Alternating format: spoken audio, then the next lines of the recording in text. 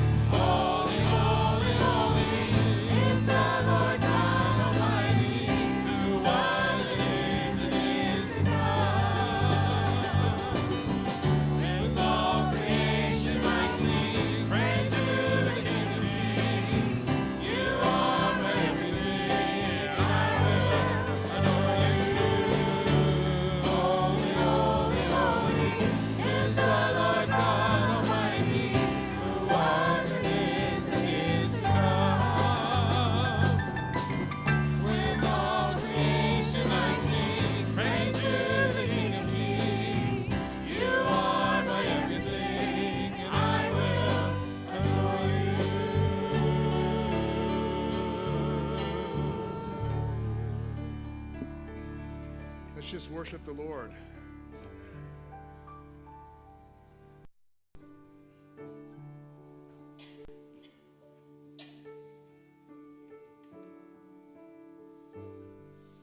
Father God, King of the universe, sovereign over all things. We do not have the words to declare the greatness of who you are. And yet, Lord, in your wisdom, you have revealed glimpses of your glory as creator,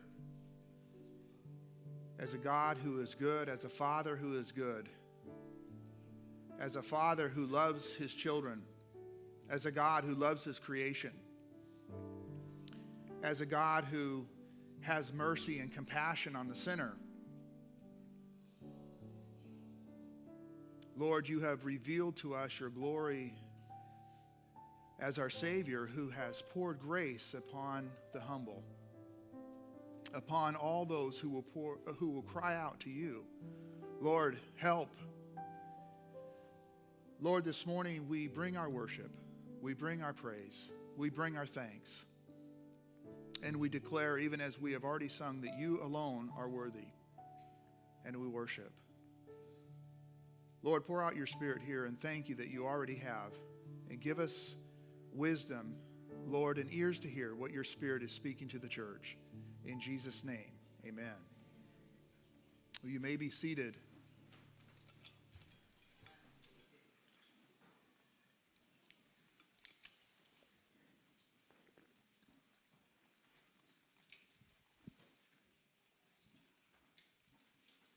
Praise the Lord. Good to be in God's house. Thank you, Brother Jerry, for sharing. Appreciated that. Thank you, worship team. Amen. Such a blessing to sing with God's people. Well, I want to welcome you here. I trust you all had a good Thanksgiving. If you didn't, we have leftovers. Plenty of leftovers. Well, I do want to welcome you here, and my prayer is that if you are a guest with us, that God would touch your heart today, that there would be a hunger and a thirst for righteousness. If it's there, that it would be strengthened. If it's not there, that it would be ignited. Blessed are those who hunger and thirst for righteousness, for they shall be filled. God is so faithful. God calls us to seek him, and he says, I will answer, doesn't he? Seek me. Seek me with all the heart and see what God does. And I pray that today all of us have a hunger and thirst for the deeper things of God. That God is showing himself to us, and that we desire what he's doing in us. We don't run from the light, but we run to the light. And that's my prayer this morning. Amen.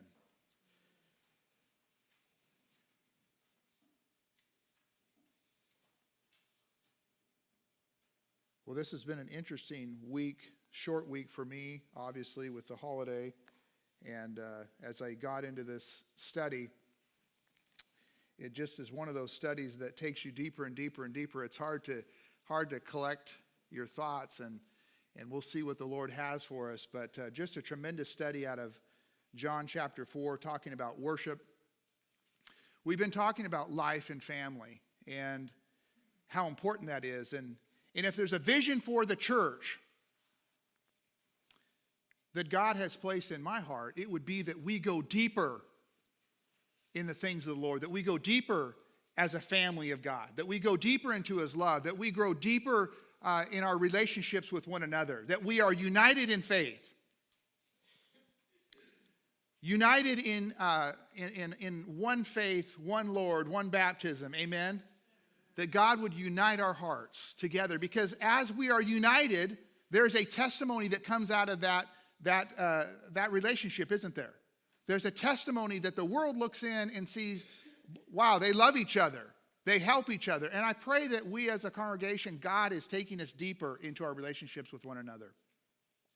We've been talking about this life in family. And we are family because as the redeemed, we have the same Father. Amen? We have the same Father as the redeemed of the Lord. And we worship the same Father, don't we?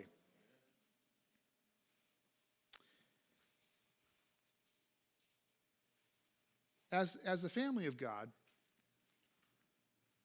what is our worship about? What does it reflect? I want to read in John chapter 4, 19 to 24. It will be in front of you. Of course, you're familiar with this passage. It's the woman at the well, and she's a Samaritan, and let's face it, she's a castaway of society, right? She has too many problems. And of course, as a Samaritan, the Jews had nothing to do with the Samaritans. And yet Jesus has this encounter with this woman, and he offers her living water,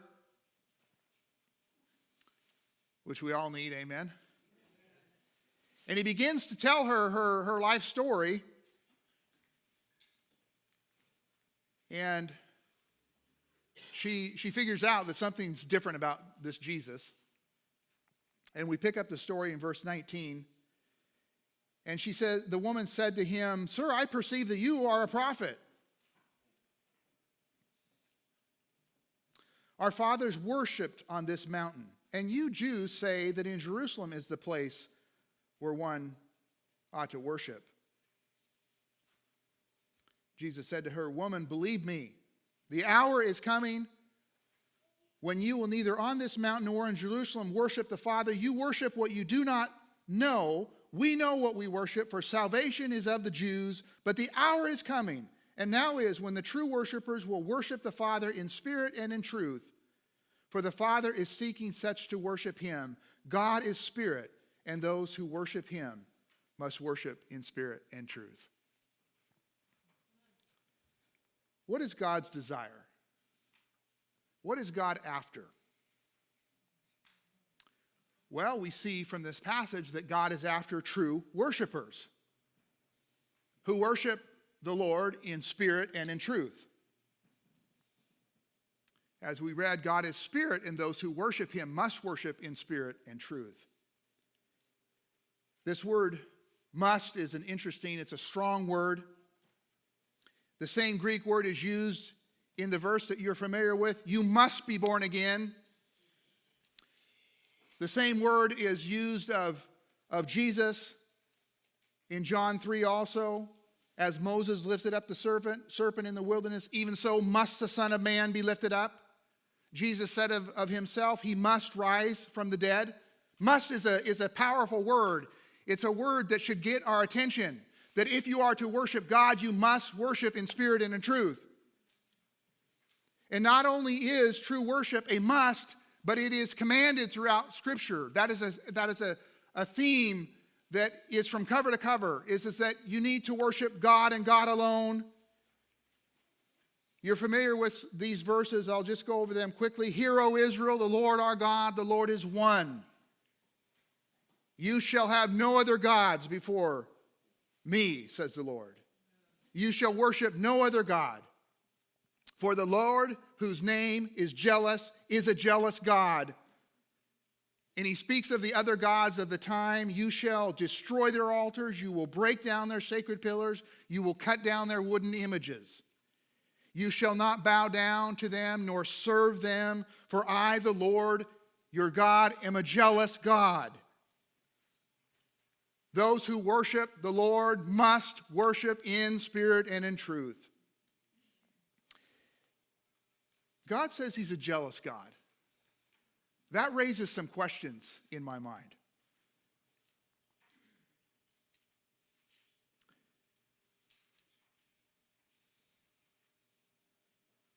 It raises some question. What is God after? He says he's a jealous God. The worship that the Father seeks from all of creation, and I would say rightfully so, he's the creator, Is it centered on divine ego or divine glory? And I'll explain that as we go on. The call to worship, the mandate to worship, the command to worship. Is it based upon the ego of God, or is it based upon the glory of God? Have you ever, many of you probably watch sports. 0, I saw 1-0. Every once in a while, there's a player that comes along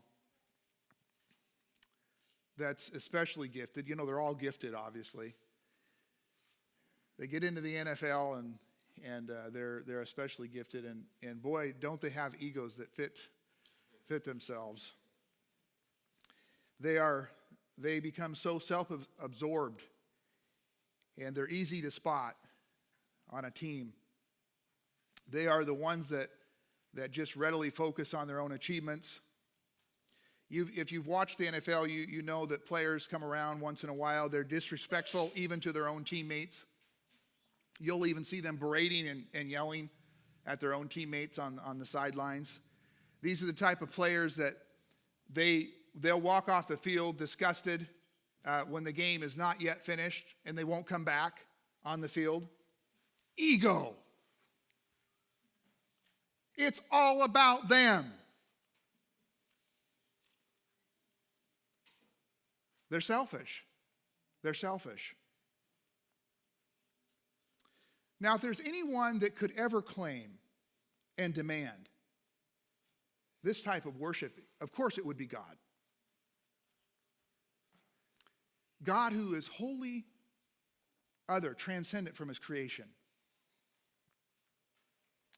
who is wholly righteous in all that he does, who is wholly alone in the sense that there's none other like God. No one else like God. If anyone could ever claim this type of worship, it would be God. God alone could rightly be self-absorbed. But as I read the scriptures,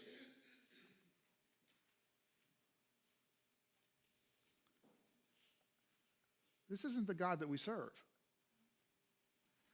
God's ego doesn't need our strokes, as they say. He doesn't need me to think a single thought or say a single word or do a simple act for him in order for him to be fulfilled. The psalmist says of God speaks through the prophet, if I were hungry, I'm not going to tell you. The world is mine in all its fullness.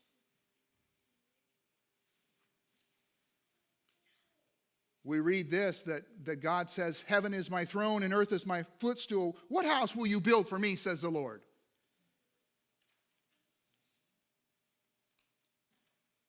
The call to worship, the demand to worship, the mandate to worship could be indeed, I want to use the phrase, ego-centric. It could be exclusive, where we stand on the outside and we look in and we have nothing to do, and it's a worship that has nothing to do with us. But again, as I read the scriptures, that's not the God that we serve. He's not like that. You see, God's a blesser, isn't he? He shares his glory. The word tells us he doesn't give his glory to another, but he shares in his glory. Doesn't the word say that man is the image and the glory of God? God, in his wisdom, in his sovereignty, he has shared his glory with his creation. And even his authority, hasn't he shared it with man? It comes from us, but did he not tell man, go and have dominion, be fruitful, multiply, fill the earth, and have dominion over everything on this earth?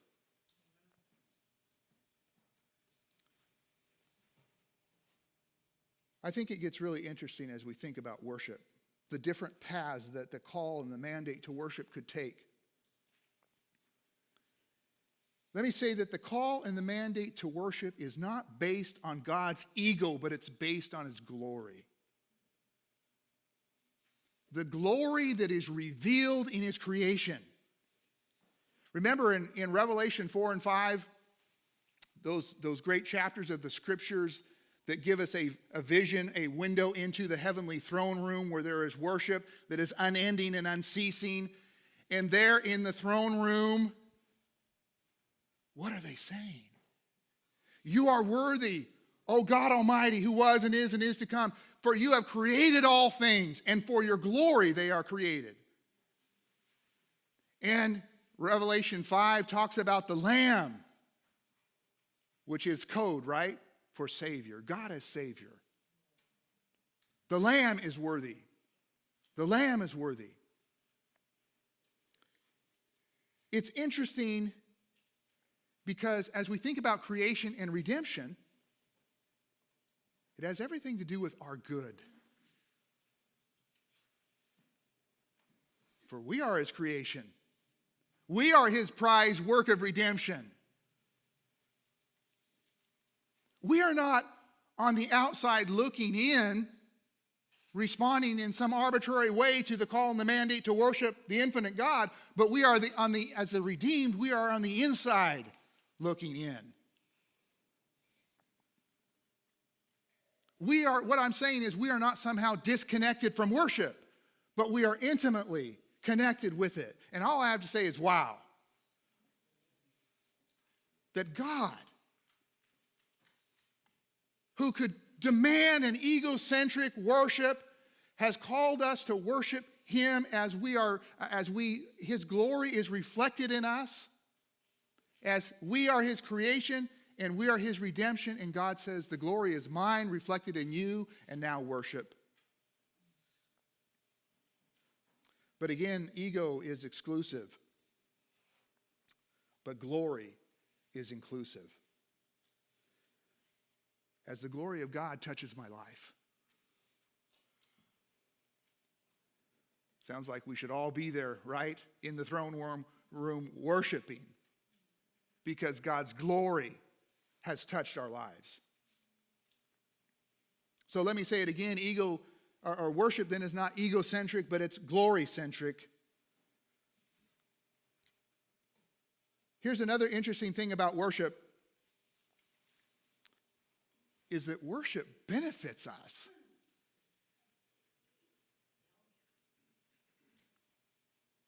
Worship is righteous. It's the righteous thing to do, isn't it?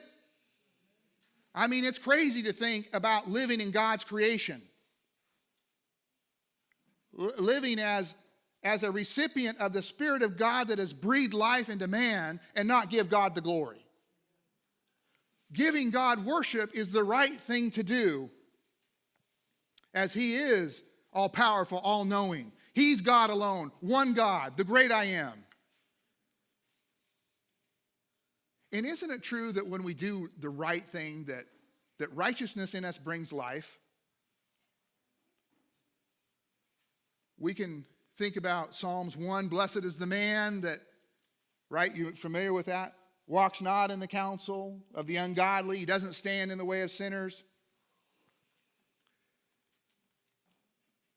But he's like a tree. The righteous is like a tree that's planted by the rivers of water that brings forth its fruit in its season. It doesn't fade, right? It doesn't wither. Doing the right thing brings life, and it's only righteous to worship God. It's the only right thing to do. Now, we know that when we do wrong, it doesn't bring life. We can all raise our hand and say yes, right? It weighs down the conscience. It saps joy. It saps life. And yet the Word of God tells us that the joy of the Lord is our strength. And yet when we do wrong, it's sapping our joy. We're convicted. It weakens us. But to do righteousness is life. And it's right to worship God alone. Worship brings life. Again, I want to talk about the fact that we share in his glory. He doesn't give it to us, but we reflect his glory. It's his glory reflected in us. We enjoy his presence. Again, let me say again that to worship, to truly worship, is to share in the glory of God, because to worship is to be part of the redeemed. And that is the glory of the Lord. Do you know that in all of eternity, we will be shining lights as a testament to the glory and grace of a God who saves and redeems? Look at my mercy upon my redeemed, upon my church, upon my people. For all of eternity, we will be testaments giving glory to God for what he has done, for who he is, for his character. Scripture talks about that. For all of eternity, we will reflect the goodness, the faithfulness, the power, the wisdom, the mercy, the glorious grace of an awesome God. To worship is an act of the redeemed, and the redeemed reflect the glory of God. Let me just say that the lost cannot worship.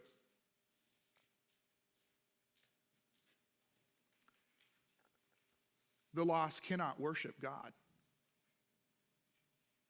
because those who worship God must worship him in spirit and in truth.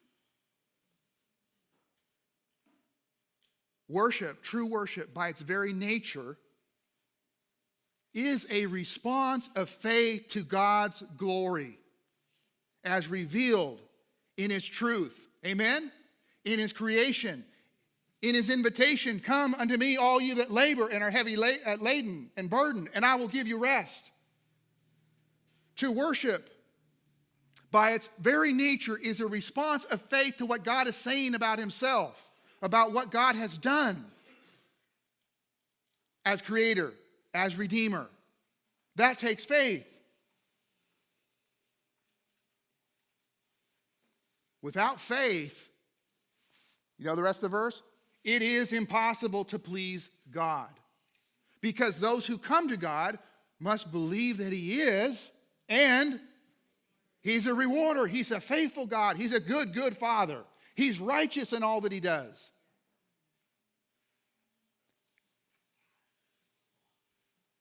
True worship is not an arbitrary response to deity. That is, it is not a response that's disconnected from all that God is and does. Amen?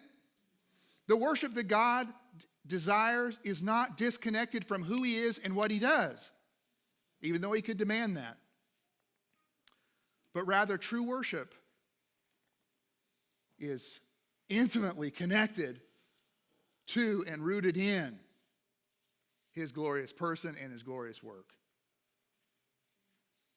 That's why we must love to worship, because of how good God is, because of who he is, because of what he does. Worship brings life to us because it is to enjoy his glory and thus to enjoy his presence, and in his presence there's life. Amen? You can't be in the presence of God without receiving some life. It's the right thing to do. It is to be aligned with God. He's the designer, right? Do you want to use things according to their design? Jerry, God forbid, would I want to use this as a jackhammer or a crowbar? Thank you. It will cost me a lot.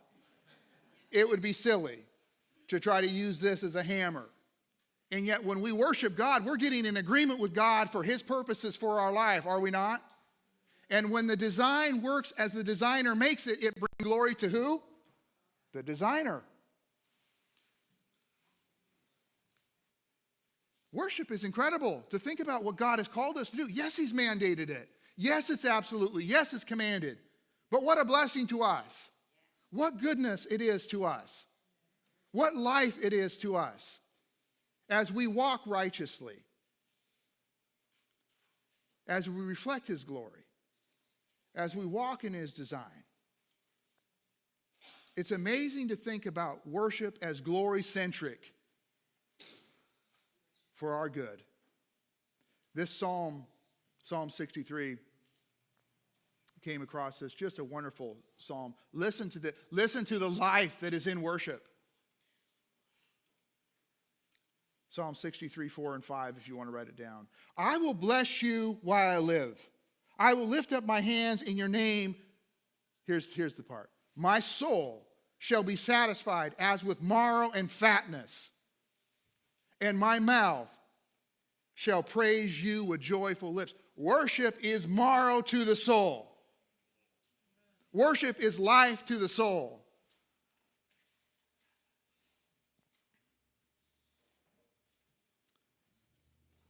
Glory-centric, inclusive. God is zealous and jealous for our worship. It's not only the right thing to do because he's God, but it's for our good, and God wants our good. If you're a father, you know exactly what I'm talking about, right? You want the best for your children. There's no question in your mind. They can be living like hell on 2 feet, but you want the best for your children. This is the God that we serve. God wants the best for his creation, so he calls us to worship.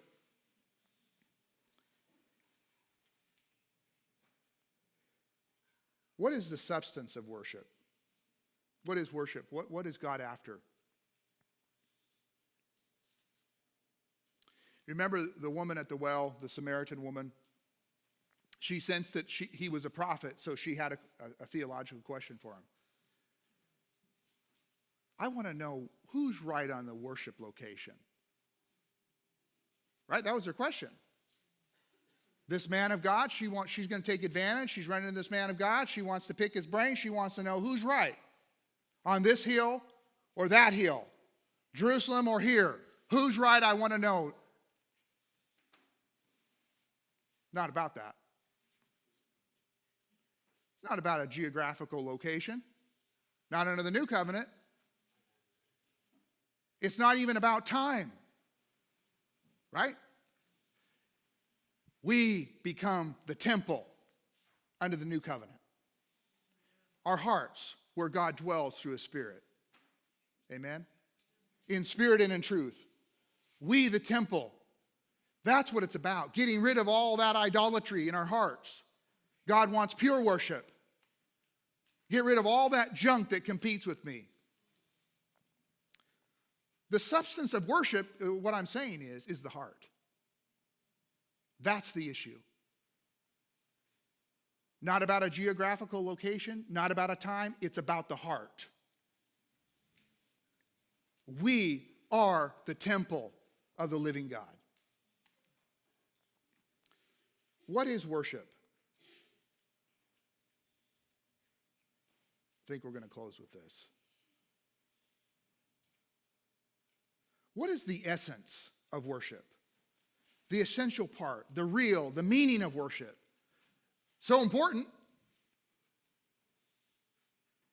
Worship, to know what it is so important. Only eternity is going to be filled with worshipers. Those who worship God must worship in spirit and in truth. Not polluted worship, not man-made religion, not God here and then my idol there, but pure, true, from the heart, in the Spirit. What is it? Is it going to church? Is it a song? Is it good works? Is it sacrifice? Is it obedience?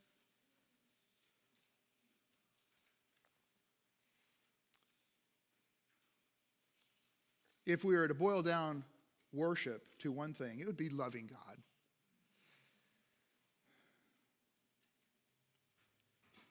Hear, O Israel, the Lord our God, the Lord is one. You shall have no other gods before me, right? You shall love the Lord your God with all your heart, with all your soul, with all your mind, with all your strength. That's the worship that God is desiring. It's a people who loves him. Amen? Loving God, that's what worship boils down to, is loving God. So what does that look like? Let me say that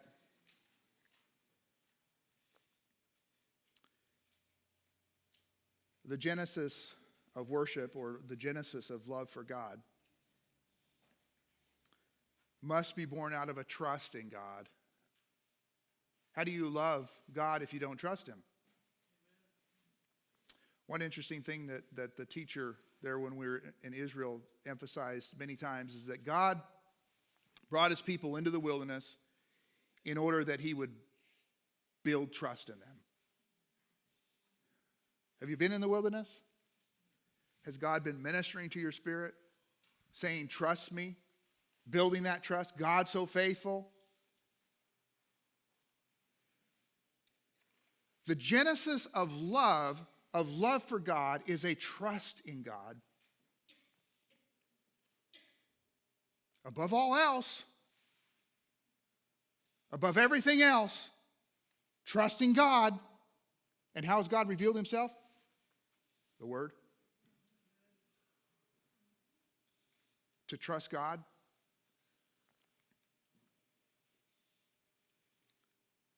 Which means we reject lies. We reject philosophies, ideologies, ethics, beliefs, so-called science when they contradict God's Word. We read this verse in the responsive reading. Psalms 44. Listen to it carefully. Blessed, this is out of the ESV. Blessed is the man who makes the Lord his trust, who does not turn to the proud, to those who go astray after a lie.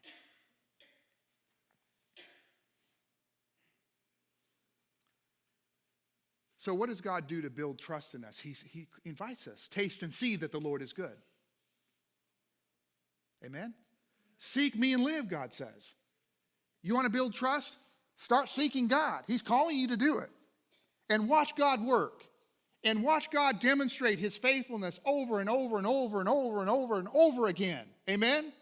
God is faithful. God builds his trust in our lives as we live life and as we turn to him and seek his face. How do we love God? We must trust him. It's the heart of the matter. So we trust God, and then begins this beautiful thing of love for God. What is love?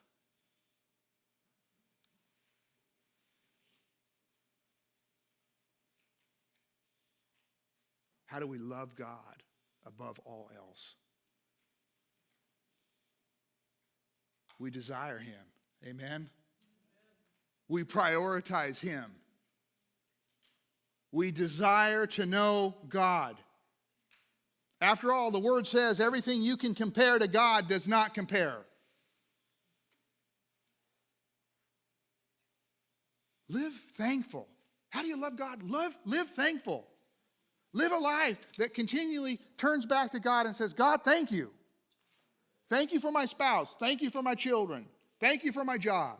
Thank you for my health. Thank you, God. Turn your affections to the Lord. Desiring him, pursuing him, having a passion for him. This is worship. This is love.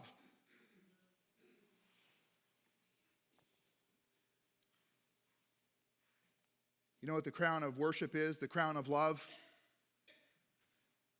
Which God is he has us on his anvil, doesn't he? And he's perfecting love in us. None of us have love perfected. The crown jewel of worship, the crown jewel of love is obedience. Amen? Look at this verse. It won't be in front of you. Whoever keeps his word, truly the love of God is perfected in him.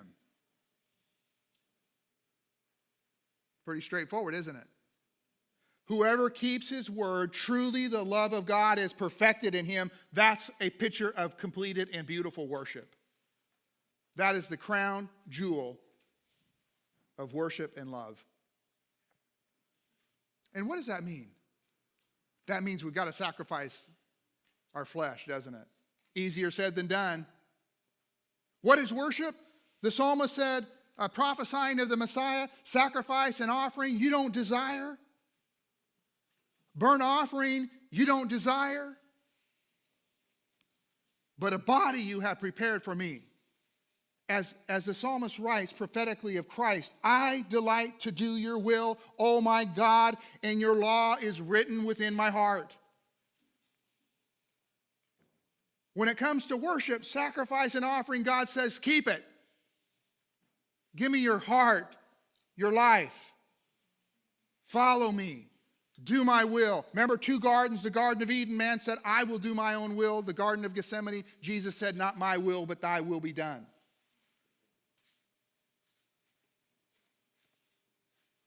The crown jewel of love and worship is obedience. It is perfected when we obey completely.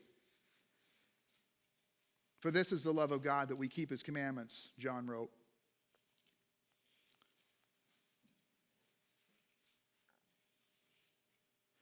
So let me just close and say that worship is a wonderful thing. In his presence is fullness of joy. Amen? To worship, to be in the presence of the Lord, to give him the glory, to live right, to give him the praise is such a blessing to us, isn't it? It's life to the soul. It's marrow to the spirit. Worship, what an incredible thing. What an incredible gift. Not outsiders looking in, but God has brought us into his presence and has shared with us his glory as his creation, as those who have been given this breath of life, and as those who have been redeemed. Amen. Brother Gordon, would you come and close?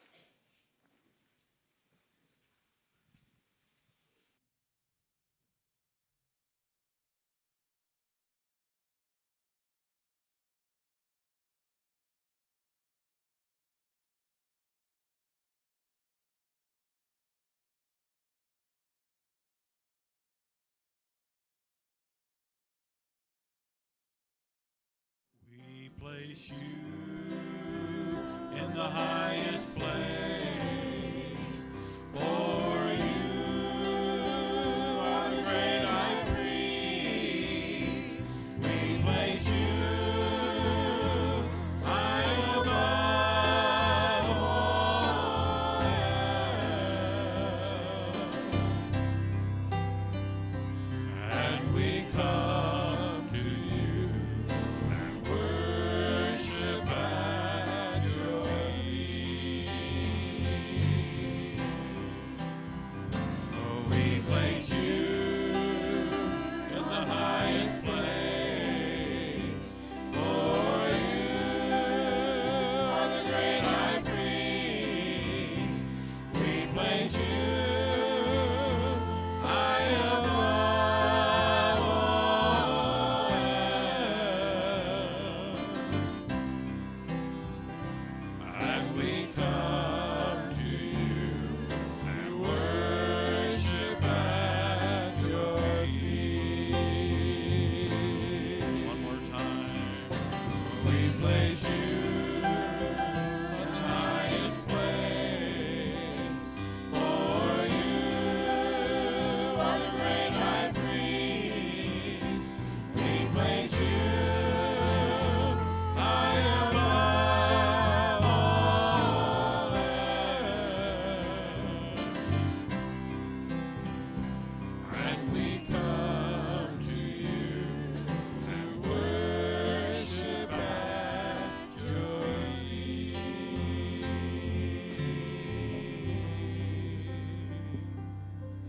Amen. Let's pray. Father God, as we kneel and as we stand before you this morning,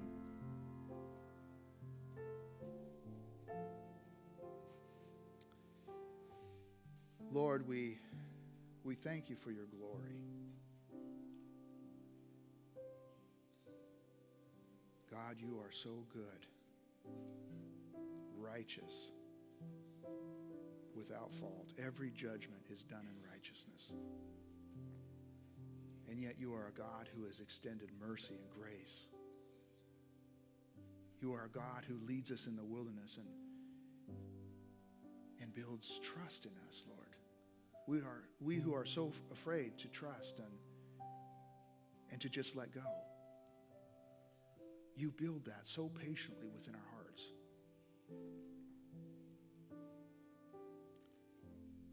Lord, to worship is to live. What a gift. What a gift. God, draw us closer to you, closer as a family, to love and to serve. Unite our hearts. Lord Jesus, even as you said, by this all men will know that you are my disciples, by your love one for another.